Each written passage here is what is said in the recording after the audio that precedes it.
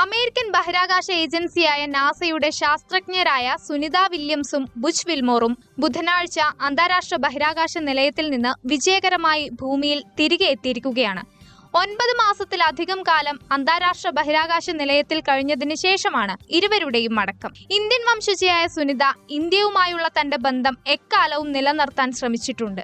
അത് ഇന്ത്യൻ ഭക്ഷണങ്ങളിലൂടെയും ആത്മീയ കാര്യങ്ങളിലൂടെയുമാണ് അവർ കൂടുതലായി പ്രകടമാക്കിയത്.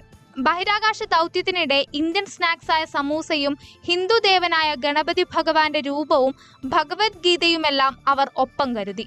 ബോയിംഗ് സ്റ്റാർലൈനറിൽ തന്റെ ബഹിരാകാശ ദൗത്യത്തിൽ ഇന്ത്യൻ രുചികൾ തന്റെ കൂടെ ഉണ്ടാകണമെന്ന് അവർ ഉറപ്പാക്കിയിരുന്നു. അവർ തെരഞ്ഞെടുത്ത വിഭവങ്ങളിൽ തന്റെ പ്രിയപ്പെട്ട ഇന്ത്യൻ സ്നാക്സായ സമൂസയും ഉൾപ്പെടുത്തി. ഇന്ത്യൻ വംശജയായ സുനിത വില്യംസ് എപ്പോഴും ഇന്ത്യയുമായുള്ള ബന്ധം നിലനിർത്താൻ ശ്രമിച്ചിട്ടുണ്ട്. ഡിസ്കവറി ദൗത്യത്തിൽ പങ്കെടുത്തപ്പോഴാണ് സുനിതക്കും സഹയാത്രികരായ മൈക്കിൾ ലോപ്പസിനും മിഖായൽ ടൂറിനും ഇഷ്ടഭക്ഷണം കൊണ്ടുപോകുന്നതിന് നാസ അനുമതി നൽകിയത്. US-ൽ സുലഭമായി ലഭിക്കുന്ന വിഭവമാണ് സമൂസ.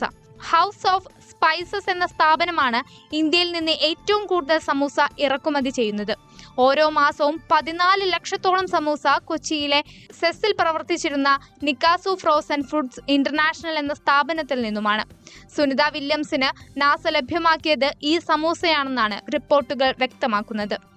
അമേരിക്കയിൽ ജനിച്ചു വളർന്ന സുനിത ഭക്ഷണത്തോടെന്ന പോലെ ഹിന്ദുമത ഗ്രന്ഥങ്ങളോടും ഇന്ത്യൻ ഉത്സവങ്ങളോടുമുള്ള തന്റെ താല്പര്യം എപ്പോഴും മറയില്ലാതെ പ്രകടിപ്പിച്ചിട്ടുണ്ട്.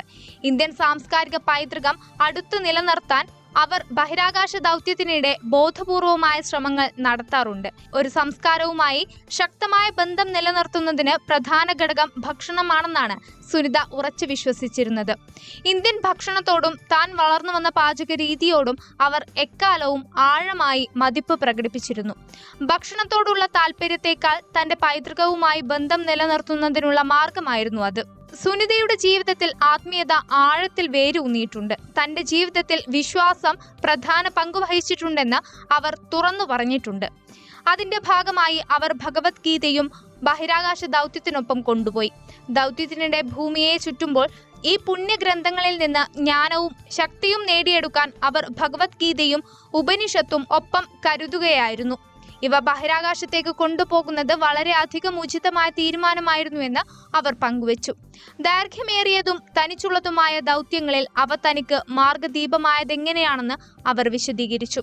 ബഹിരാകാശത്തെ അനന്തമായ നിശബ്ദതയിൽ ഈ പുസ്തകങ്ങൾ ആശ്വാസം നൽകിയതായും ആത്മപരിശോധന നടത്താൻ സഹായിച്ചതായും അവർ പറഞ്ഞു.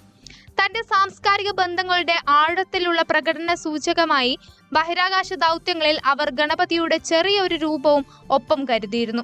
വിഘ്നങ്ങൾ നീക്കാൻ സഹായിക്കുമെന്ന് കരുതുന്ന ഗണപതി അവർക്ക് മാർഗനിർദ്ദേശത്തിന്റെ ഉറവിടമായിരുന്നു. ബഹിരാകാശത്തേക്ക് ഗണേശനെ കൊണ്ടുപോകുന്നതിലൂടെ ആത്മീയതയും സാംസ്കാരിക സ്വത്വവും ശാസ്ത്രത്താൽ പരിമിതപ്പെടുത്തിയിട്ടില്ല എന്ന ആശയം അവർ ശക്തിപ്പെടുത്തുകയായിരുന്നു. ഗണപതി തന്റെ ഭാഗ്യമാണെന്നും താൻ തികഞ്ഞ ഭക്തയാണെന്നും അവർ വെളിപ്പെടുത്തിയിട്ടുണ്ട്.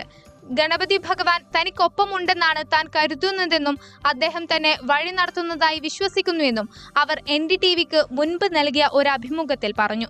ഗുജറാത്തിലെ മെഹസാന സ്വദേശിയായ ദീപക് പാണ്ഡ്യയാണ് സുനിതയുടെ അച്ഛൻ. 1954 അദ്ദേഹം അമേരിക്കയിലേക്ക് കുടിയേറിയത്. സുനിത സുരക്ഷിതമായി ഭൂമിയിൽ മടങ്ങിയെത്തിയതോടെ വലിയ ആഘോഷ തിമിർപ്പിലാണ് മെഹസാന. ദീപാവലിക്കെന്ന പോലെ ആഘോഷമൊരുക്കിയാണ് നാട് അവർക്ക് സ്വീകരണമൊരുക്കിയത്. അഖണ്ഡ ജ്യോതി തെളിയിച്ച് നാട്ടുകാരും പ്രാർത്ഥനയിൽ പങ്കുചേർന്നു. സുനിതയെ ഇവിടേക്ക് ക്ഷണിക്കാനും അവർക്ക് പദ്ധതിയുണ്ട്.